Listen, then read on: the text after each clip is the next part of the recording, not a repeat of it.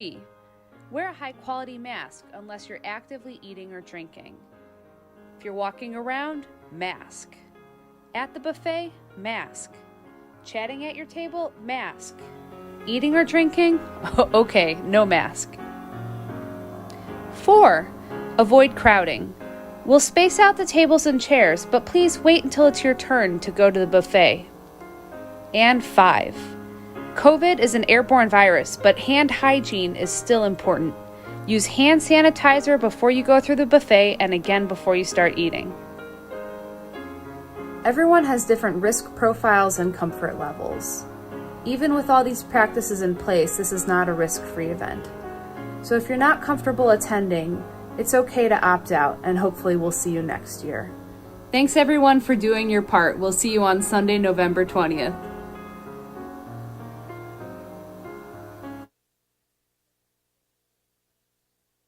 Thank you, Christine, for that. So we do have the test back there in the back. And also, if you are cooking something and you need the tray that fits in the warmer tray, just grab it after the service. Right now, they're stuck behind something in the closet, so we'll get it out after. Any other announcements? Beautiful. So let's get started. Let's see, what are we starting with here? If you'll join me in the land acknowledgement. We acknowledge that our in-person services take place in a building that was constructed using the profits from a corrupt oil company, in a city that grew wealthy by doing business with slave owners, on land that was stolen from the Lenape people by force. We acknowledge that we have not atoned for these sins, and for that we ask for forgiveness. And then we'll start now with a prelude from one of my favorite Judson performers, Jeff Turrentine.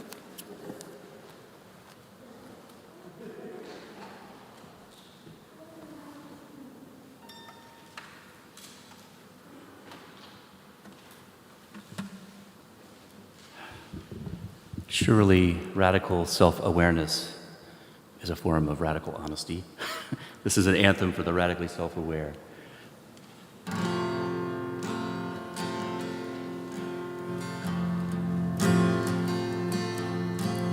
People know when they see the show the kind of a guy I am. They'll recognize just what I stand for and what I just can't stand. They'll perceive what I believe in and what I know is true. They'll recognize I'm a one-man guy, always was through and through.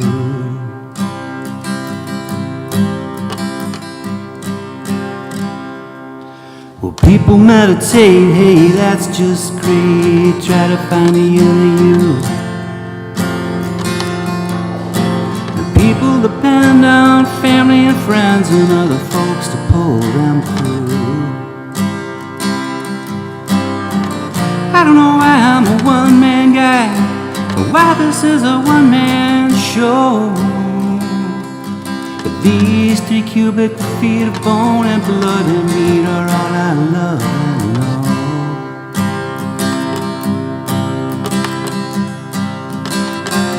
Cause I'm a one-man guy in the morning, the same in the afternoon. One-man guy when the sun goes down, whistle me a one-man tune. A one-man guy, the only kind of guy to be. I'm a one-man guy, I'm a one-man guy, and the one-man guy is me.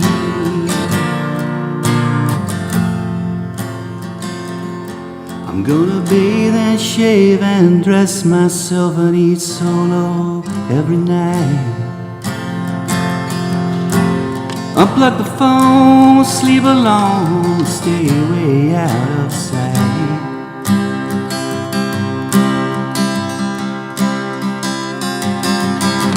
Sure, it's kinda lonely, yeah, it's sort of sick,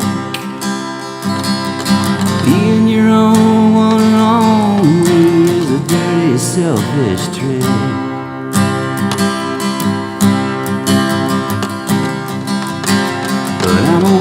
guy in the morning, the same in the afternoon. One man guy when the sun goes down, whistle me a one man tune. A one man guy, the only kind of guy to be. I'm a one man guy, I'm a one man guy. One man guy is me.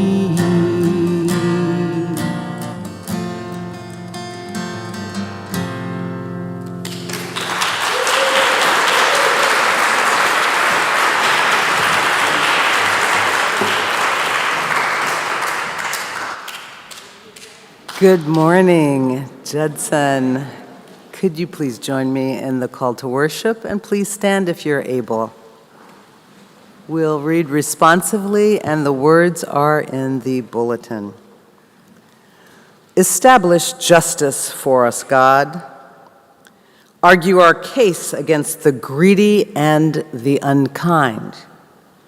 Rescue us from the dishonest and the unjust.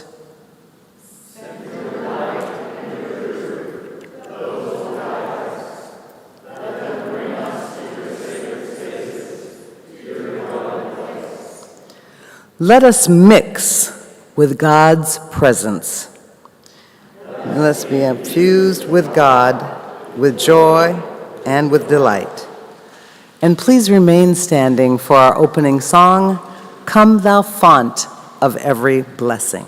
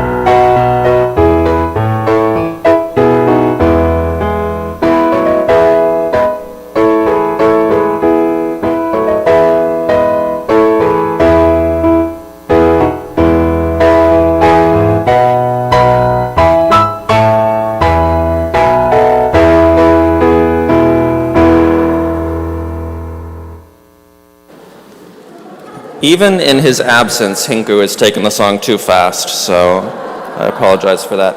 I believe he's in Colombia today, and so he's providing our music remotely through the magic of technology. We now have another magic of technology moment. Let's see if this one goes a little better. We have our Minute for Mission, our pledge campaign pitch, and today's pledge campaign pitch is coming remotely from the Judson diaspora from Holly Bean and Matthew Nelson.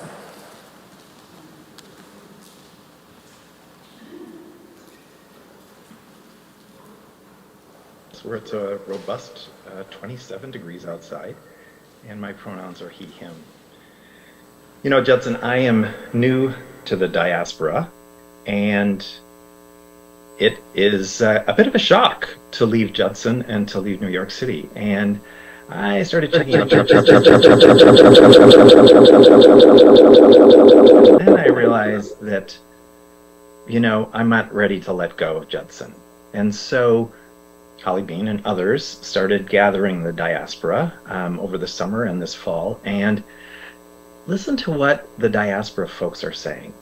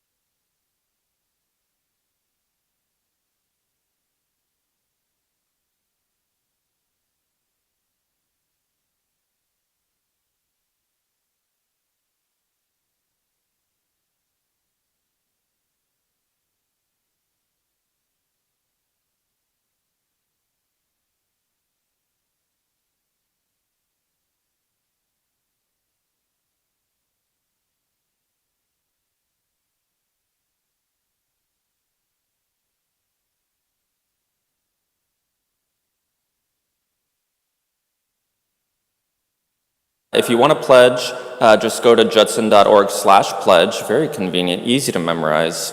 And you can pledge there. You'll also be getting, many of you will be getting letters in the mail this week. I was going to mail them on Friday, but then it was raining and I didn't want them to get all wet. So you'll be getting them this week with the pledge form in there that you can return, mail back to the office, or just bring it in on Sunday. So those are the ways to pledge. Now we're going to have Emily come up and do our ancient and modern testimonies.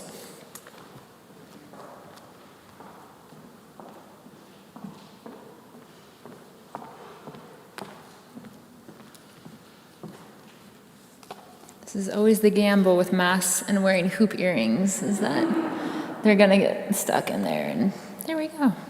Good morning. Today's ancient testimony comes from Colossians 3:8-14.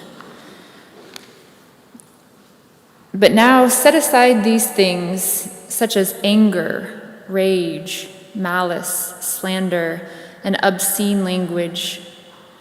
Don't lie to each other. Take off the old human nature with its practices and put on the new nature, which is renewed in knowledge by conforming to the image of the one who created it.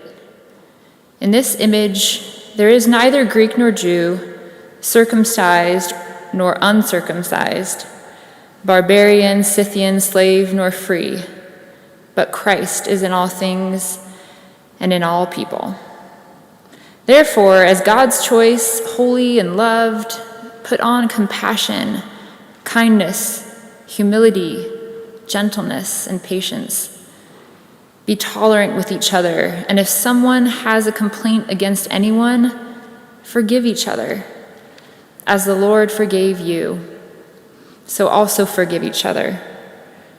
And over all these things put on love, which is the perfect bond of unity.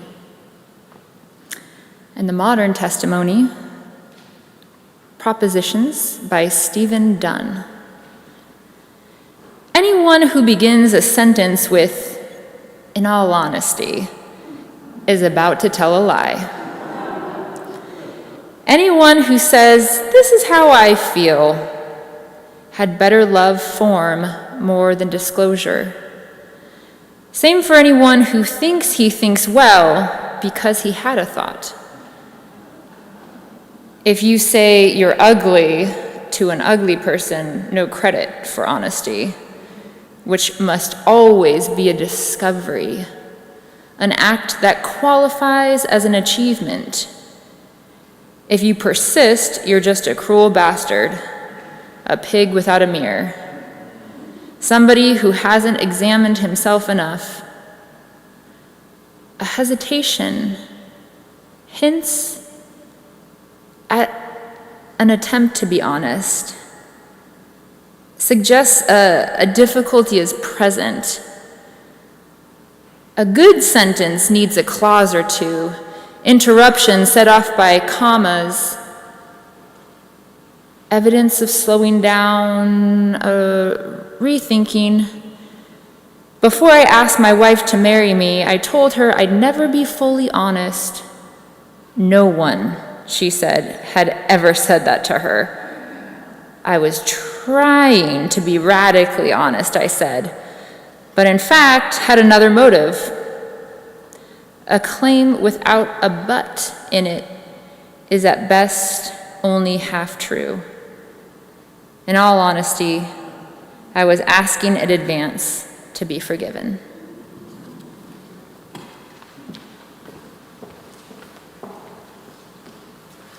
Now, if you'll stand, if you're able, for our response song, Amen, which is on the next page.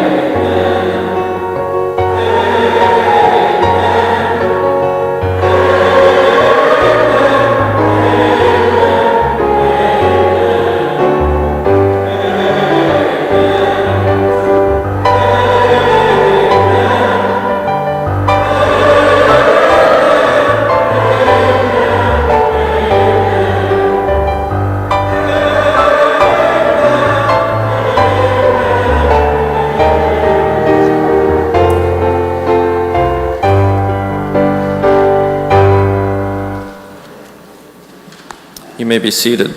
That was a much more reasonable speed, I think. But it did have the trademark Henco key changes, so we needed that.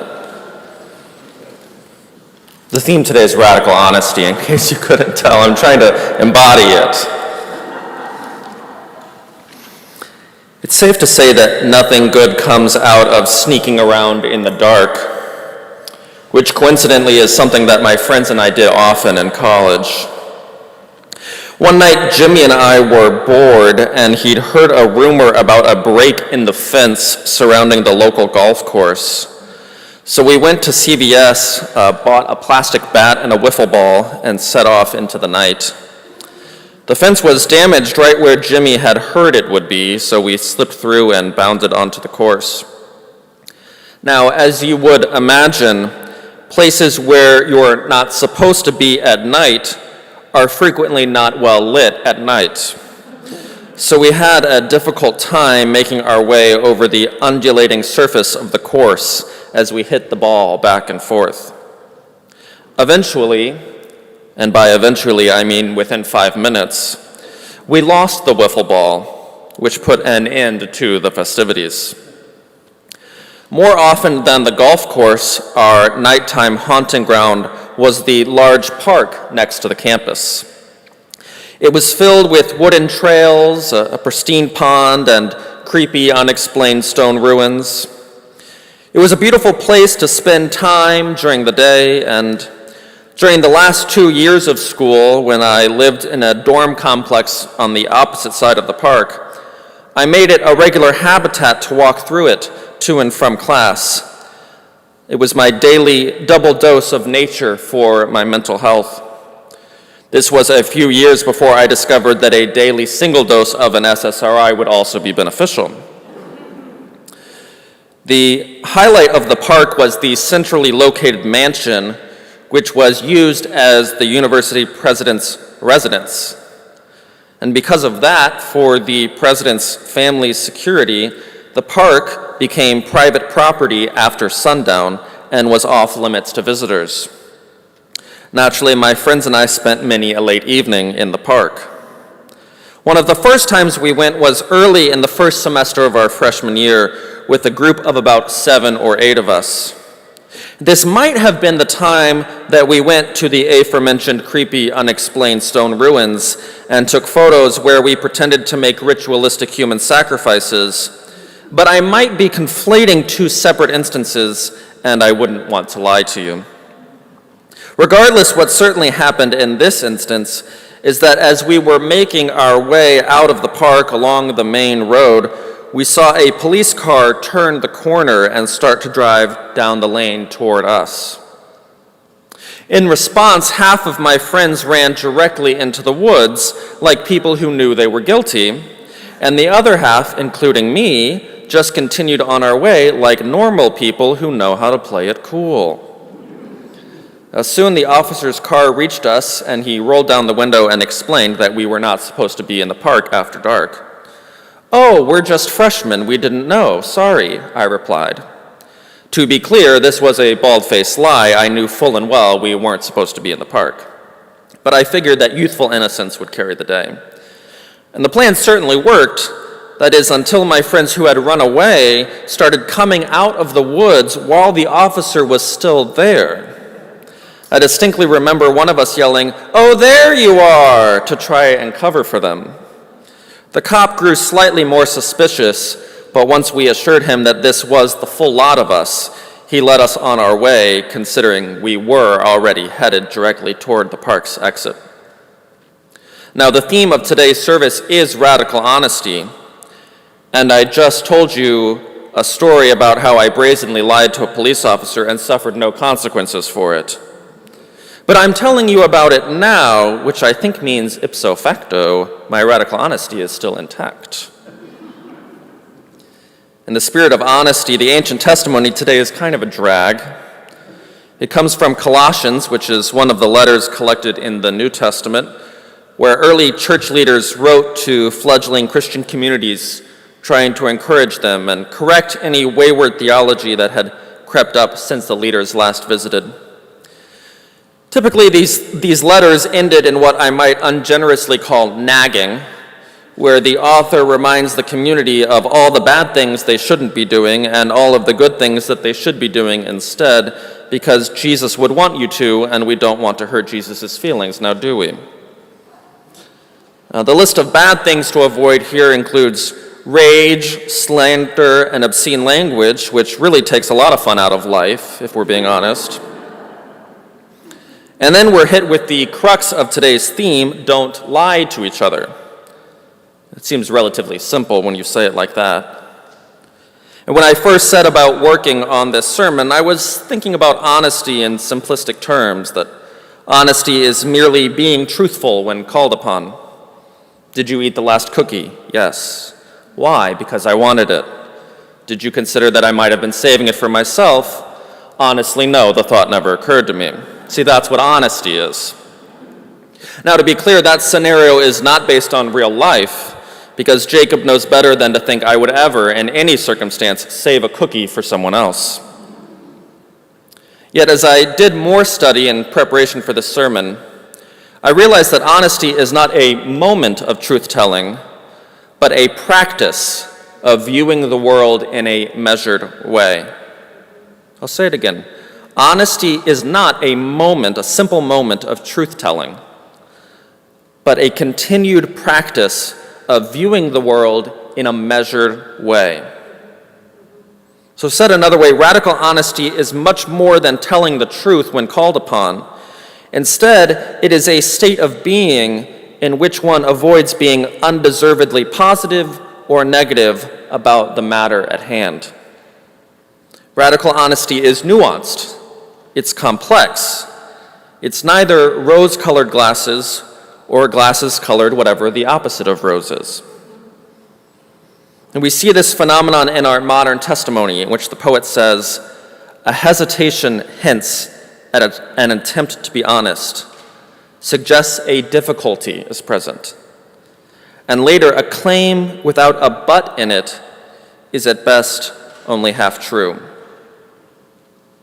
As an example, let's practice being radically honest about the United States of America. The old US of A has a disgusting and terrifying history of racism, invented in order to justify rampant greed, the legacy of which impacts the daily lives of every single one of its citizens, to the point that the typical white family has 10 times the wealth of the typical black family. That is true. And it's a truth we have to accept about ourselves, no matter how difficult it may be, and no matter how many people want to sweep it under the rug because they learned something different in second grade. And yet, if we stop there and focus only on the negative, then we aren't being radically honest. Because at the same time, the United States has developed an economic system where 2% of the population lives on less than $10 a day, in a world where 59% of people do so. In terms of median income, the United States ranks 4th in the world at $65 a day. So not only is the typical American wealthier than the typical resident of nearly every other country, but the quality of our free public education system ensures that it is at least theoretically possible for children from any family to grow up to have a well-paying job. And all of this is why the United States is far and away the country that most people worldwide would like to live in. And yet, we can never allow the positives to whitewash the negatives. Radical honesty requires both. Now, I'm not going to lie, where radical honesty gets really difficult is when we turn the lens around on ourselves. To be radically honest about ourselves is to accept the truth about all those shitty things we did. Because to be honest, we really did say that rude thing. And we really did lose our temper that one time. And we really did cheat on that person. And we really did lie in order to cover up our mistakes. And we really did blow off that one friend. And we really did refuse to forgive that family member. We really did do those things. And to be radically honest is to look ourselves in the eye and accept the truth. But, and I cannot stress the importance of this enough, radical honesty also requires us to refuse to accept the lies that others have fed us. Because we deserve to be loved exactly the way that we are. And we deserve to be forgiven for the mistakes that we've made. And we are not responsible for the mistakes of others. And we are good, and we are special, and we deserve to be happy. And whoever is telling us otherwise is not just being honest. Whoever is telling us otherwise, especially if it's the voice in our own head, needs to shut the hell up. Because radical honesty is balanced. Radical honesty doesn't shy away from criticism, but it doesn't shy away from compassion either. Radical honesty is measured. It takes the good and it takes the bad, and it accepts them both for what they are. Because in all honesty, it's as simple as that. Amen. Now we'll have our invitation to offertory with Reverend Julie Johnson Staples. Great sermon, Roy. Thank you.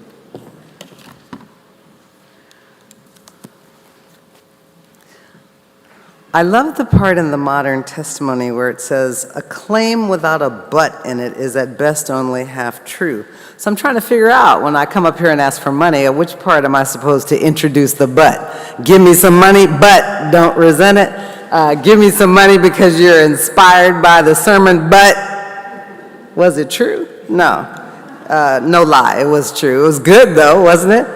Good morning again, beautiful ones. I want to lift up what Holly Bean said this morning. Why give?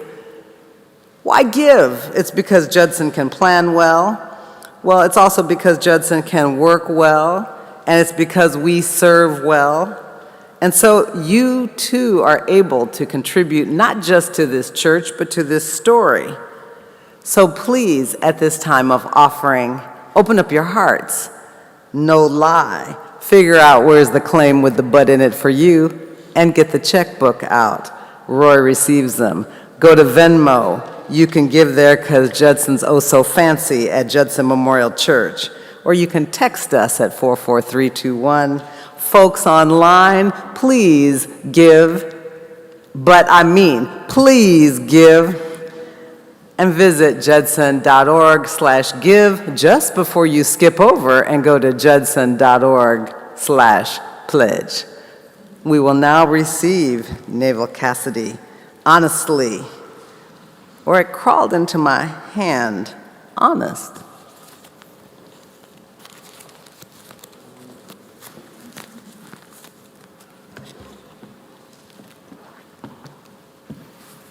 Okay, this is full disclosure. It's 82.6 degrees Fahrenheit and 48% humidity in this place that we're in right now. And I'd like to give a shout out to the great AV people here who are doing an awful lot with very little time and so much resources. Thank you, Jake, Steve, and Henco, and Reverend Roy, obviously. This is something I call, honestly, it crawled into my hand, honest.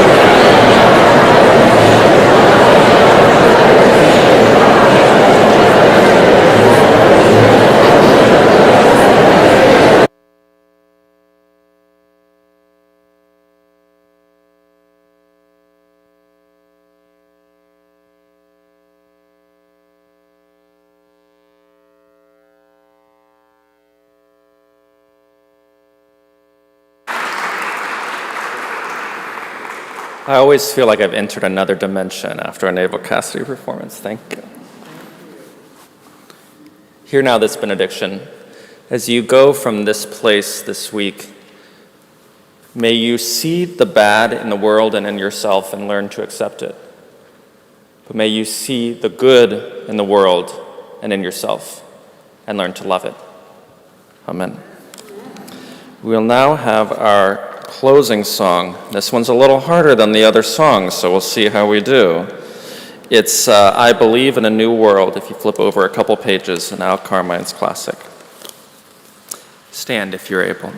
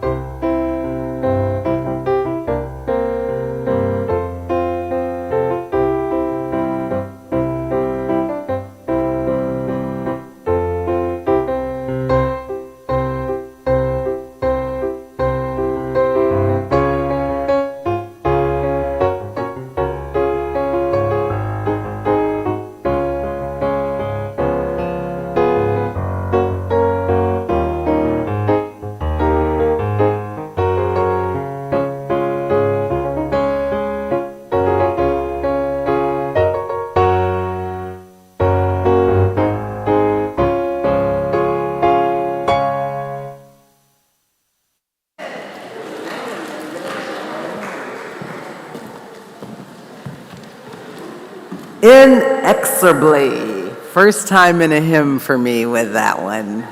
We're moving toward a new world, and our friends on Zoom and YouTube and in the meta world called YouTube. I hope you enjoyed our Sunday worship, and we say farewell. The service has ended. Here in the meeting room, we will now turn to celebrations and concerns. Our colleague, the Reverend Dr. Valerie H. Holly, will take the Zoom room into prayer and celebration and concern and contemplation.